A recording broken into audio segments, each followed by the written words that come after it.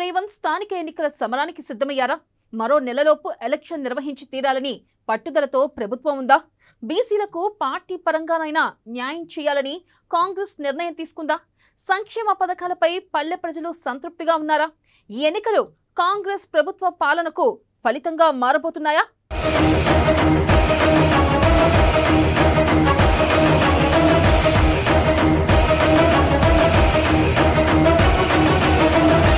స్థానిక సమరంపై సర్కార్ కసరత్తు. సెప్టెంబర్ 30 లోపు స్థానిక సంస్థల ఎన్నికలు. వ్యూహ ప్రతివ్యూహాలతో బరిలోకి రేవంత్ సేన. బీసీలకు 42% ఇవ్వాలని కాంగ్రెస్ నిర్ణయం. కాంగ్రెస్ పథకాలపై సంతృప్తిగా ప్రజలు.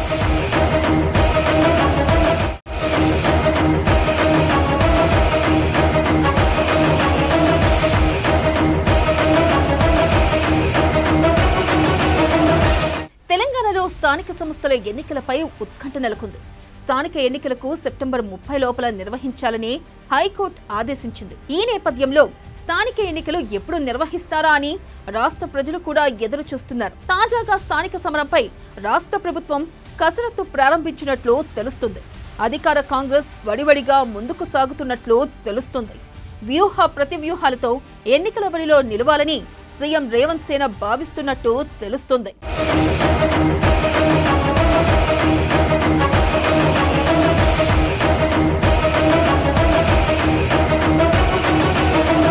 తెలంగాణలో స్థానిక సంస్థల ఎన్నికలు అనగానే బీసీలకు 42% రిజర్వేషన్ అనే అంశం ముందుకొస్తుంది. అయితే ఈ రిజర్వేషన్ను అధికారికంగా అమలు చేసి ఎన్నికలకు వెళ్లడం సాధ్యం కాదని భావిస్తుంది ప్రభుత్వం. ఈ తరుణంలో పార్టీ పరంగా రిజర్వేషన్లను అమలు చేయడానికి పీఏసీ సమావేశంలో నిర్ణయం తీసుకుంది. బీసీలకు 42% రిజర్వేషన్ల బిల్లు ఇంకా రాష్ట్రపతి ఆమోదం కోసం పెండింగ్ లో ఉన్నప్పటికీ పార్టీ ఈ రిజర్వేషన్లను పార్టీ స్థాయిలో అమలు చేసి స్థానిక ఎన్నికల ప్రక్రియను ముందుకు తీసుకెళ్లాలని నిర్ణయించింది.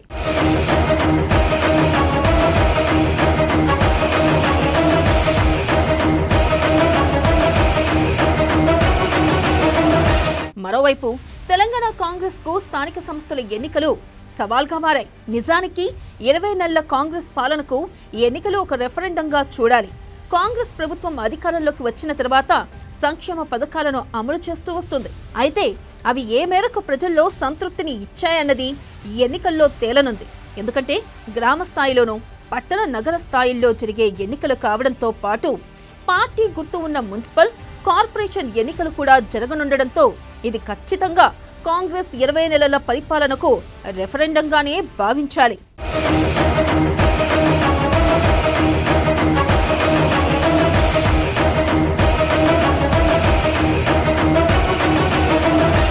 ఇక రేవంత్ రెడ్డి ప్రభుత్వం సంక్షేమాన్ని అమలు చేస్తూ ఇప్పుడే పాలనపై ఫోకస్ చేసింది. సంక్షేమ పథకాలను కూడా అర్హులైన వారందరికీ అందేలా చేస్తున్నారు. ఇప్పటికే రైతు భరోసా, రుణమాఫీ పట్ల రైతులు సంతృప్తిగా ఉన్నారు. ఇక మహిళలకు ఉచిత బస్సు పథకం కాంగ్రెస్ పార్టీకి మరింత మైలేజ్ ఇచ్చే అంశం. ఇలా ఒక్కొక్క పథకాన్ని అమలు చేసుకుంటూ పల్లె ప్రజల మనసులో కాంగ్రెస్ ప్రభుత్వం మంచి మార్కులే సంపాదించారు.